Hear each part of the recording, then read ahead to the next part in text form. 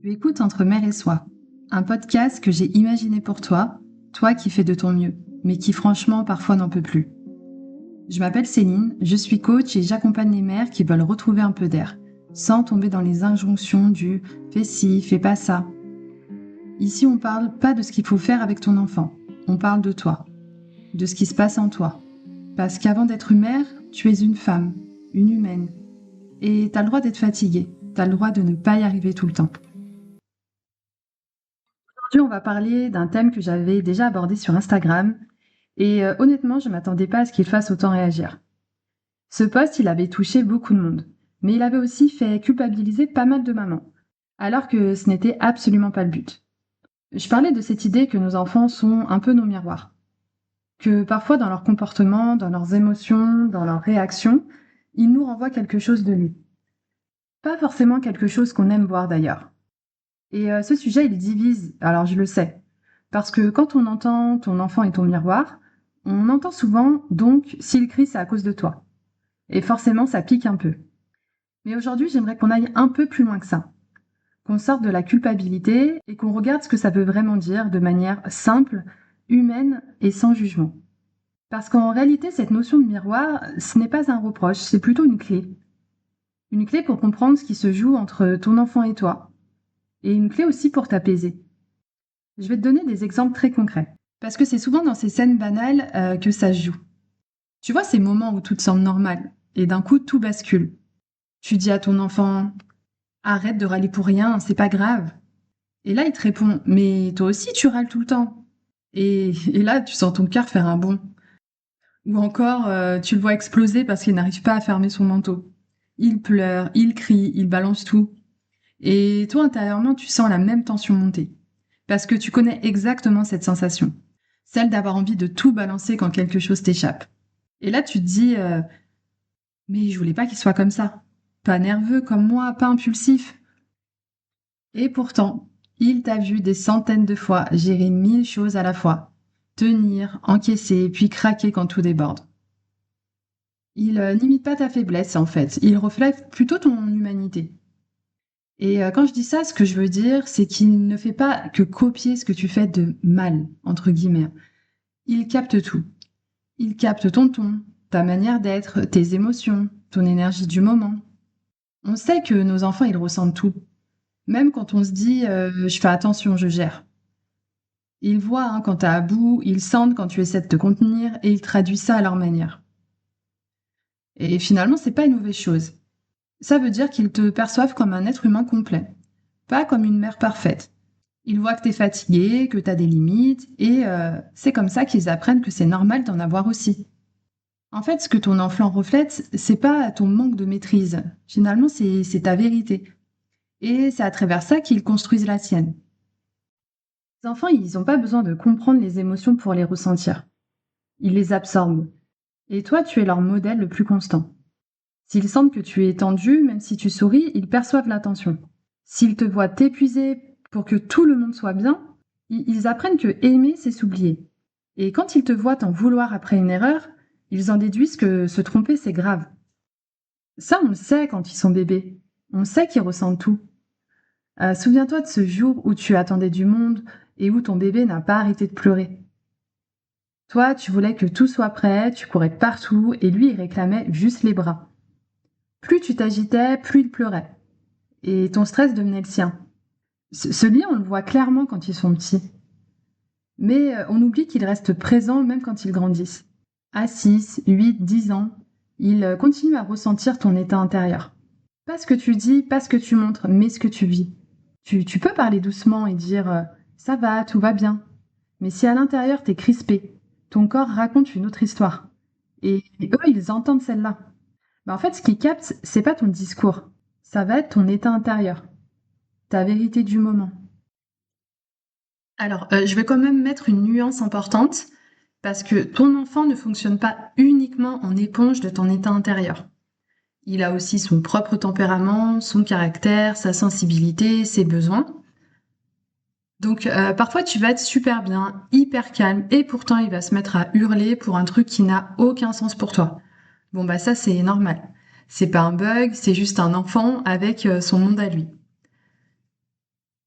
Donc oui, il ressent énormément ce que tu dégages, mais non, tout n'est pas entre guillemets de ta faute, ni une projection directe de tes émotions. La notion de miroir, c'est une clé pour comprendre certains comportements. C'est pas un diagnostic de tout ce qui se passe chez lui. Mais malgré tout, on transmet beaucoup plus par ce qu'on est que par ce qu'on explique. Comme le disait le pédagogue Jesper Joule, les enfants ne sont pas ce que nous disons, ils font ce que nous sommes. Et c'est exactement ça. Tu peux dire 1000 fois à ton enfant de respirer, mais si toi tu respires jamais, il retiendra ton agitation, pas ton conseil. Psychologiquement, en fait, c'est assez simple à comprendre. Nos enfants sont littéralement câblés pour la connexion. Leur cerveau cherche en permanence des repères affectifs. Et c'est à travers nous qu'ils apprennent à se comprendre, à se calmer, à se sentir en sécurité. Dès la naissance, leur système nerveux dépend du nôtre. Ils savent pas encore comment se réguler seuls. Leur sécurité, elle passe par la nôtre. Le psychiatre Daniel Siegel, qui a beaucoup travaillé sur le lien entre cerveau et parentalité, explique que le cerveau d'un enfant se modèle sur celui de l'adulte avec qui il est le plus en lien. En gros, ses circuits émotionnels s'ajoutent aux tiens. S'il te sent calme, son système nerveux s'apaise. S'il te sent en tension, il s'active. Donc, en réalité, il réagit à notre état, même si on ne dit rien. C'est pas qu'il te copie, c'est beaucoup plus profond que ça. Il essaie finalement de se synchroniser à toi, de te rejoindre, c'est instinctif. L'enfant se connecte à toi pour comprendre le monde et pour se sentir en sécurité dans ce monde. Alors, je vais te donner un exemple très simple parce que ça paraît un peu abstrait dit comme ça. Imagine que tu marches dans un chemin un peu sombre avec ton enfant. Toi, intérieurement, tu n'as peut-être pas peur, mais tu es un peu en vigilance. Ton pas change légèrement, ton souffle est plus court, ton regard scanne l'environnement. Tu lui dis rien, tu souris même, mais ton corps, lui, raconte une autre histoire. Et ton enfant, qu'est-ce qu'il fait? Il se calme naturellement sur toi. S'il sent ton pas s'accélérer, il accélère. S'il sent ton ton devenir plus sec, bah il se raidit. S'il sent que tu respires moins, il parle moins, ou au contraire, il pose 1000 questions. Il cherche ton rythme pour savoir comment réagir. C'est pareil dans le quotidien. Si tu es tendu sans t'en rendre compte, parce que tu as 1000 choses en tête, parce que tu prépares le repas, parce que tu gères 10 trucs en même temps, ton enfant ressent ce micro-changement. Et lui, comme il n'a pas les mots ni le recul pour se dire Ok, maman est juste un peu sous pression, il réagit avec son langage à lui, de l'agitation, de l'opposition, du besoin, des émotions qui débordent.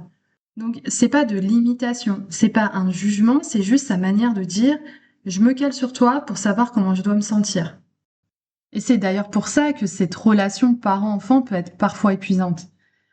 Parce qu'elle est à double sens. On ne transmet pas seulement nos émotions, on reçoit aussi les leurs. On se régule mutuellement, souvent sans même s'en rendre compte. Et puis qu'est-ce qui se passe quand toi, en tant que parent, t'es déjà fatigué? Quand t'es au bord du trop-plein? Quand ton propre système est saturé? Bah ton enfant, il le ressent. Et comme il ne sait pas quoi en faire, il le manifeste. Souvent c'est fort, souvent c'est maladroit, mais toujours avec une forme de fidélité inconsciente. Tu l'as sûrement déjà remarqué, hein, ces soirs où t'es épuisé, où t'as juste envie que tout se passe bien. Et c'est pile là qu'il se met à râler, à pleurer, à résister pour tout et rien. C'est pas contre toi, c'est son corps qui traduit ce qu'il ressent chez toi. Finalement, il réagit à ce qu'on ressent, pas à ce qu'on dit. Et c'est ça la logique invisible du lien. Une sorte de danse émotionnelle permanente. Mais attention, cette logique du lien, elle n'explique pas tout. Il y a des moments où ton enfant réagit pour des raisons qui lui appartiennent. La fatigue, la frustration, la faim, sa personnalité, sa propre sensibilité. Il n'est pas un petit clone de toi. C'est pas un toi en miniature. Et heureusement. Le miroir, c'est juste une façon de comprendre certaines réactions. C'est pas une vérité absolue.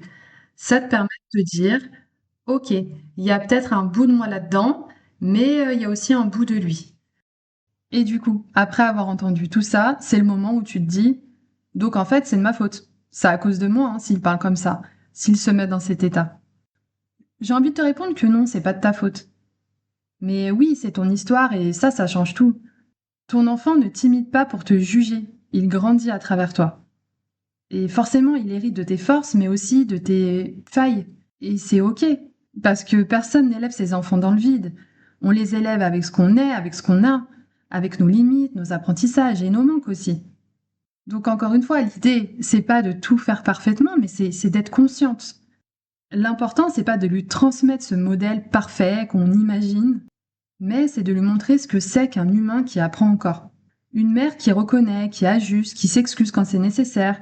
C'est ça le vrai exemple.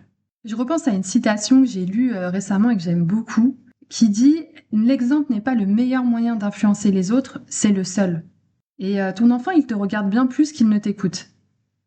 Il apprend à aimer, à se respecter, à se réguler, en te regardant faire. Même quand tu rates, surtout quand tu rates et que tu te relèves. Et puis quand on parle de miroir, il n'y a pas que le miroir de l'état intérieur. Il y a aussi tout ce qu'on fait sans même le remarquer. Une maman qui crie souvent aura souvent un enfant qui crie. Une maman qui parle vite aura souvent un enfant qui parle vite. Une maman très maniaque peut transmettre ce côté « tout doit être parfait » sans jamais avoir eu l'intention de le faire. On connaît la fameuse expression « les chiens ne font pas des chats ». Alors, ça ne veut pas dire que c'est automatique ou que ça explique tout. Mais oui, on est leur modèle, ce qu'ils voient, ils l'intègrent, ce qu'ils vivent avec nous, ça devient leur base pour comprendre les relations. Bien sûr, là je fais une généralité, on voit bien que quand on a plusieurs enfants, chaque enfant réagit de manière différente. On pourrait se dire, pourquoi du coup, moi je suis une maman qui crie, pourquoi mes 3, mes 4, mes 2 enfants ne crient pas, alors que je les élève tous de la même manière. Donc, comme je disais, il faut quand même prendre la singularité de chaque enfant. Encore une fois, je tiens à le répéter, cette notion de miroir, c'est vraiment une clé de compréhension. Ce n'est pas une vérité absolue sur tous les comportements des enfants. Ce miroir-là, ce reflet, on le voit toutes. Il y a tout un moment où on va se poser cette question, où on va se voir à travers notre enfant. Et chez moi, c'est assez clair. Ce que je remarque le plus, c'est mon agressivité. Alors, on ne dirait pas peut-être comme ça, mais il y a des moments où mes réponses, elles sont assez dures, sèches et parfois tranchantes même. Et pas seulement avec mes enfants d'ailleurs. C'est quelque chose qui m'a été transmis, que j'ai vu, entendu, intériorisé. Et c'est assez difficile à vivre parce que ça ressort souvent dans ma maternité. Je passe mon temps à accompagner les mamans, à parler de conscience, d'émotions. Et pourtant, c'est ce qui me rattrape le plus souvent. Et vraiment, je pensais avoir travaillé ça. Et pourtant, ma fille aînée me le renvoie régulièrement comme un miroir. Pas toujours avec des mots, mais dans ses gestes, dans ses tensions, dans ses manières de répondre à sa sœur, sèche, sur la défensive. Et clairement, quand je la vois, je me vois. Je me dis que c'est assez dur, mais que c'est aussi une chance de le voir. Parce que moi, je suis le miroir de ma mère, qui était le miroir de son père, et lui, le miroir de sa propre mère. J'ai eu la chance de connaître mon arrière-grand-mère, et c'est là que j'ai compris à quel point les schémas, les postures, les mots, les blessures même, ça traverse les générations. C'est puissant et franchement, c'est difficile à transformer. Parce que là, clairement, on parle pas juste d'habitude. On parle de réflexes ancrés, de mémoire du corps. Et quand on devient parent, tout ça, ça remonte. C'est comme si la parentalité rallumait une lumière sur tout ce qu'on croyait avoir rangé. Alors oui, je culpabilise. Parce que c'est douloureux de voir ressortir cette dureté-là. Mais la réalité, c'est que c'est là, c'est un fait. Et à ce moment-là, la vraie question, c'est qu'est-ce que j'en fais? Est-ce que je reste bloquée dedans à me juger et à me dire que je suis nulle? Ou est-ce que je m'en sers pour ouvrir quelque chose? Ouvrir de la communication, par exemple, avec ton enfant. Lui parler avec sincérité de ce qu'on ressent, de pourquoi on réagit de cette manière. Et peut-être pour trouver ensemble une autre façon de réagir. En fonction de l'âge de ton enfant, tu as pas mal de possibilités. Moi, ce que j'ai mis en place avec ma fille, c'est que quand elle ressent à certains moments que je vais répondre d'une manière assez sèche ou que je vais avoir un ton un peu agressif, involontairement évidemment, justement, j'ai besoin qu'elle me fasse remonter ça à ma conscience et du coup, je lui demande de l'exprimer. Je lui demande de me le dire, de me dire attention maman, là c'est pas agréable comment tu parles. Bah oui, ça permet de couper tout de suite. Ça permet de revenir à ma conscience et de me dire ok, parce que c'est pas volontaire et je m'en rends pas compte sur le coup. Donc j'ai besoin qu'elle me l'exprime pour pouvoir justement changer mon attitude. Donc clairement, on voit que la conscience prend tout son sens dans ces moments-là. Pas dans je fais tout parfaitement, mais dans je vois, je comprends et je choisis d'agir autrement. Du coup, tu vas me dire, mais comment on fait pour ne pas tomber dans la culpabilité? Alors déjà, je crois qu'il faut arrêter de croire qu'on peut l'éviter. La culpabilité, c'est humain. Elle fait finalement partie du chemin. Mais après, tout dépend de ce qu'on en fait. Il y a deux types de culpabilité. Celle qui te plombe, celle qui te répète t'es pas à la hauteur, et celle qui t'éclaire, qui te dit doucement là, tu peux faire autrement. Donc cette culpabilité, elle peut être utile, elle peut être saine, parce qu'elle ne te juge pas, elle t'invite juste à comprendre. Elle t'ouvre une porte et c'est un petit signal intérieur qui te dit regarde, il y a quelque chose à ajuster. Sans ce sentiment de culpabilité, comment on ferait pour se remettre en question? Comment on ferait pour s'ajuster? Pour s'analyser, se comprendre? Donc l'enjeu, c'est juste de transformer cette culpabilité jugeante en une culpabilité qui va nous faire évoluer positivement. Je tenais à vous dire que ce travail-là, on le fait toutes. C'est pas toi contre le reste du monde. C'est la réalité de chaque mère. On a chacune nos points de tension. Certaines vont crier, d'autres vont se renfermer, d'autres encore vont tout garder à l'intérieur. Mais au fond, c'est toujours la même chose. Essayer de comprendre d'où vient ce qu'on ressent et faire un peu mieux demain. Il faut qu'on apprenne à se dire là, j'ai débordé, sans se flageller. Il faut qu'on se demande qu'est-ce que ça raconte de moi, plutôt que qu'est-ce que j'ai raté. C'est cette petite bascule intérieure qui change tout. Il faut qu'on apprenne à se regarder avec plus de douceur. Arrêter de se juger constamment comme si être mère c'était facile, comme si éduquer un enfant c'était facile. Ça l'est pas. Et encore moins pour des mères qui veulent éduquer avec conscience, qui veulent bien faire. Et clairement, on ne peut pas changer ce qu'on refuse de voir, mais on peut transformer ce qu'on regarde avec bienveillance. Et donc au lieu de te dire je suis une mauvaise mère, dis-toi plutôt je suis une mère en apprentissage. Parce que c'est exactement ça. On n'est pas des manuels d'éducation ambulants. On est des humaines qui avancent avec leurs histoires, leurs fatigues, leurs contradictions. Et c'est ça la conscience. Pas un objectif figé, mais un mouvement, une intention, un je fais de mon mieux et je continue d'apprendre. Et puis, ce miroir, on en parle souvent comme quelque chose de difficile à encaisser. Mais ce miroir, il peut être aussi extrêmement positif. Et je trouve que c'est important de le dire. Parce que le miroir, il ne renvoie pas que nos zones d'ombre. Il montre aussi le beau, le lumineux, ce qu'on fait de bien sans même s'en rendre compte. Quand tu vois ton enfant consoler un copain, quand tu l'entends dire je t'aime sans peur, ou quand il s'autorise à être lui-même sans chercher à plaire, tu sais quoi? C'est toi aussi ça. C'est le reflet de ton travail, de ton courage, de tout ce que tu as semé sans le réaliser. Donc on reflète aussi nos forces. Nos enfants reflètent nos efforts, nos progrès, notre bienveillance. Ils abordent aussi la douceur qu'on leur offre, même maladroitement. Et c'est pour ça qu'il faut aussi apprendre à regarder ce miroir-là, celui qui fait du bien. Parce que éduquer un enfant, c'est pas juste comprendre les émotions ou éviter les cris. C'est un vrai travail intérieur, un travail long, épuisant parfois, parce qu'on nage à contre-courant d'un modèle qu'on n'a pas reçu. Finalement, on apprend à faire ce qu'on n'a pas connu. On essaie de construire quelque chose de plus doux, plus conscient, dans une société qui, elle, te pousse à tout contrôler, à être performante partout, tout le temps.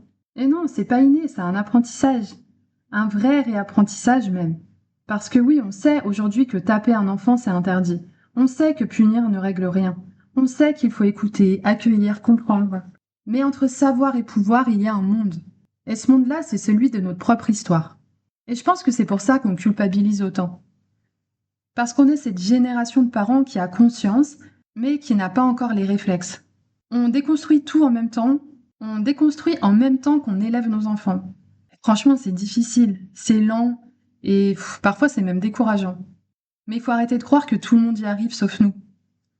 Personne ne naît avec la patience en option. On apprend sur le tas, dans le bruit, dans le chaos, dans la fatigue, et malgré tout, regarde comme on avance. Donc il faut apprendre à voir aussi ce qu'on fait de bien. Parce que le miroir, il ne sert pas qu'à pointer ce qui blesse. Il sert aussi à montrer ce qui pousse à la lumière. Chaque fois que ton enfant t'imite dans ta douceur, dans ta façon de t'excuser, dans ta manière d'aimer, il te renvoie ta lumière. Alors oui, parfois le reflet il fait mal. Mais d'autres fois il te rappelle tout ce que tu fais de bien, même dans tes jours gris. Et plus tu apprends à regarder les deux, le clair et le sombre, plus tu t'apaises. Parce que tu vois enfin la vérité. Tu es une mère complète, pas parfaite. Alors qu'est-ce qu'on retient de tout ça? On retient que ton enfant n'est pas ton miroir pour te blâmer. Il est ton miroir pour t'inviter à te voir. À travers lui, tu découvres des parts de toi que tu avais mises de côté, des émotions que tu pensais avoir apprivoisées. Et plus tu les accueilles, plus ton lien avec lui devient vrai, profond et apaisé. C'est pas un lien parfait, mais c'est un lien vivant. Donc finalement, on grandit ensemble. T'as rien raté, t'es juste en train d'apprendre.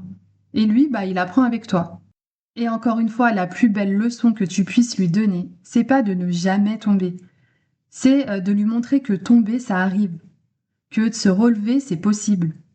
Et si on devait garder une seule chose de tout ça, je dirais que ce serait regarde le miroir sans peur. Pas pour te juger, mais pour comprendre ce qu'il t'enseigne. Parce que derrière chaque tension, chaque reflet difficile, il y a toujours une possibilité de croissance. Et derrière chaque moment de douceur, il y a la preuve que tu fais déjà beaucoup, même sans t'en rendre compte. Alors, on arrive à l'objectif de la semaine. Cette semaine, je te propose un exercice assez simple et assez concret. Je vais te demander de choisir une seule situation. Une scène du quotidien où ton enfant fait quelque chose qui t'agace, qui te touche ou qui te met en tension. Par exemple, il répond sèchement, il s'énerve pour un détail, il râle non-stop, il envoie bouler sa sœur. Peu importe, une situation où d'habitude tu te dis mais qu'est-ce qu'il a? C'est quoi son problème encore? Et cette fois, au lieu de partir là-dessus, essaie un petit décalage. Pose-toi cette question, qu'est-ce que ça dit de moi? Et qu'est-ce que j'ai envie d'en faire? Donc là, concrètement, il y a plusieurs questions que tu peux te poser. Est-ce que ça me renvoie à ma fatigue? Tu sais, quand t'es épuisé et que tout te semble plus lourd que d'habitude. Est-ce que ça me renvoie à un réflexe que j'ai moi aussi? Comme une façon de parler, de réagir un peu sèchement? Est-ce que ça renvoie à une tension que j'ai pas exprimée? Quelque chose que j'ai gardé pour moi et que lui capte quand même? Ou alors, est-ce que ça ne parle pas du tout de moi? Et que c'est juste son besoin à lui? De la fatigue, de la frustration, un trop-plein, tout simplement. Parce que la vraie clé, elle est là. Parfois, ça te montre un endroit qui demande juste un peu de soin. Parfois, ça t'informe sur un truc que tu veux changer. Et parfois, ça ne te concerne même pas. Et rien que faire cette distinction-là, ça libère énormément. Et puis ensuite, tu observes.